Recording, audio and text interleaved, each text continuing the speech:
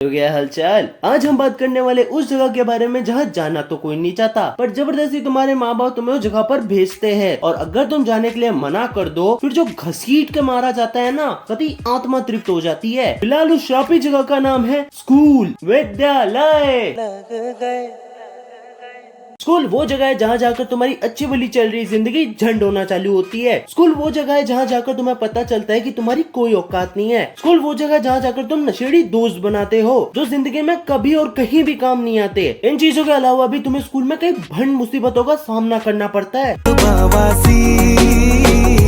सबसे पहले मुझे कोई ये बताओ कि असेंबली नामक बवासीर का निर्माण किसने किया था। नहीं, मैं पर्सनली उस बंदे को 7 डंडों की सलामी देना चाहता हूँ। पता नहीं कितने लाखों बच्चों को इस असेंबली ने यहाँ से यहाँ पहुँचाया है। मेरे को अभी याद है जब मैं क्लास 2 में था तब मैं इतना गोरा था कि लोग मुझे व्हाइट ब्रेड कहते थे। पूछना मत क्यों, पर कहते थे। और असेंबली में खड़ा रहते रहते अब ये हाल है कि वही लोग मुझे ब्राउन ब्रेड कहते हैं। एक तो मेरे को ये बात समझ नहीं आती कि असेंबली का प्रोसेस इतना लंबा क्यों होता है। नहीं, जो काम 5 मिनट में किया जा सकता है उसे आधा घंटा लंबा टालने की क्या ही जरूरत है। और ये लोग ऐसे भी नहीं होते कि आधा घंटा चुपचाप खड़ा रहने देंगे, नहीं, पूरा टॉर्चर करते हैं। सबसे पहले प्रेयर होती है, फिर नेशनल एंथम, फिर एक चोमू सा बच्चा स्टेज पर आता है और थॉट ऑफ द डे सुनाता है। देखो यहाँ तक फिर भी सहन किया जा सकता है कैसे तैसे, पर तुम्हें लगता है ये लोग इतने मानेंगे? अजी घंटा। हम बच्चों को और तड़पाने के लिए ये लोग असेंबली में न्यूज ऐड कर देते हैं, फिर एक पाजी आते हैं, न्यूज सुनाते हैं और चले जाते हैं, जिससे जो कोई फर्क नहीं पड़ता। इसके बाद भी अगर तुम्हारी किस्मत अच्छी रही तो तुम्हें जाने दिया जाता है, और इसके बाद अगर तुम्हारी किस्मत फुद्दू है तो तुम्हें और आधा घंटा रुकना पड़ता है प्रिंसिपल की भाषण सुनने के लिए, और फिर वो आधे घंटे की असेंबली पूरा 1 घंटा में कन्वर्ट हो जाता है।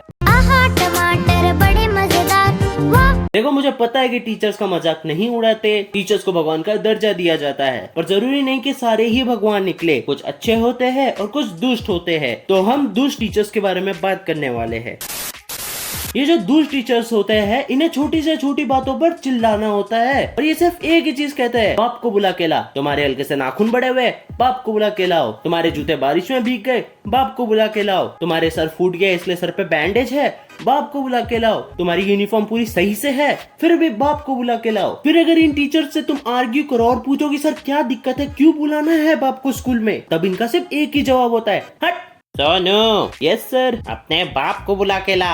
क्या हुआ सर? बोला ना बुला के ला। पर क्यों सर, मेरी तो यूनिफॉर्म भी गंदी नहीं है। बोला ना बाप को बुला के ला, हट। पर सर मेरे तो नाखून बाल और लुल्ली तक छोटी है, हट। पर सर, हट। सर, इफ यू से हट यू आर गे।